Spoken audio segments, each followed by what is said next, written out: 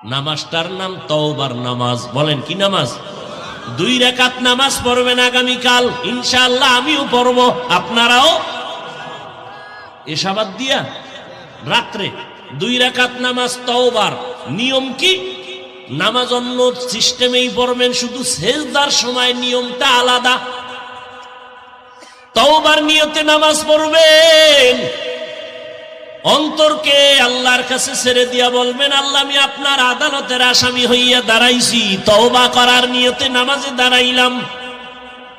2 রাকাত নামাজে কয়টা সেজদা হবে? 4টা সেজদা হবে। সেজদায় যখন যাবেন দিলটা নরম করে যাবেন, যাইয়া 3 বার বা 5 বার 7 বার সুবহান রাব্বিয়াল আ'লা বলার পরে এরপরে 3 বার খুব নরম হইয়া 3 বার আমার আল্লাহকে হাজির নাজির মনে করে আপনি সেজদায় গিয়া মনে করবেন, আমার কপাল মাতুয়াইল মসজিদের ফ্লোরের মধ্যে নাই, নবীর হাদিস মতে আমি আমার মাওলার কুদরতি কদমের উপরে কপাল লাগায় দিছি। এইবার আল্লাহকে হাজির নাজির জানিয়া একা একা নির্জনে বলবেন 3 বার। কয়বার? তাসবিহ পড়ার পরে ইয়া রাব্বি গফিরলি, ইয়া রাব্বি গফিরলি, ইয়া রাব্বি গফিরলি, ও রব আমাকে মাফ করে দাও। খুব নরম হইয়া চোখে পানি আনার বাহানা করে আল্লাহর কাছে বলবেন সিজদায় বসিয়া, ইয়া রাব্বি গফিরলি, ইয়া রাব্বি গফিরলি, ইয়া রাব্বি গফিরলি। কয়বার? 3 বার। প্রত্যেক সেজদায় শেষে 3 বার করিয়া এভাবে 2 রাকাত নামাজ পড়বেন।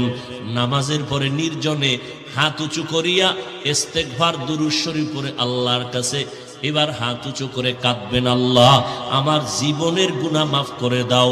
নবী কি বলছেন জানেন? এইভাবে নামাজ পড়লে ওই বান্দার সেজদা থেকে মাথা উঠবে না আল্লাহ ক্ষমার ঘোষণা না দেওয়া পর্যন্ত। তার মানে আপনি এই দোয়া পড়ে উঠবেন, এর আগেই আপনার জিন্দেগীর গুনাহ আল্লাহ মাফ করে দিবেন। পারবেন? আল্লাহ আমাকেও তৌফিক দান করেন, আম্মা জানদেরকেও তৌফিক দান করেন, আপনাদেরকেও আল্লাহ তৌফিক দান করেন। কেউ যেন আমরা আমল থেকে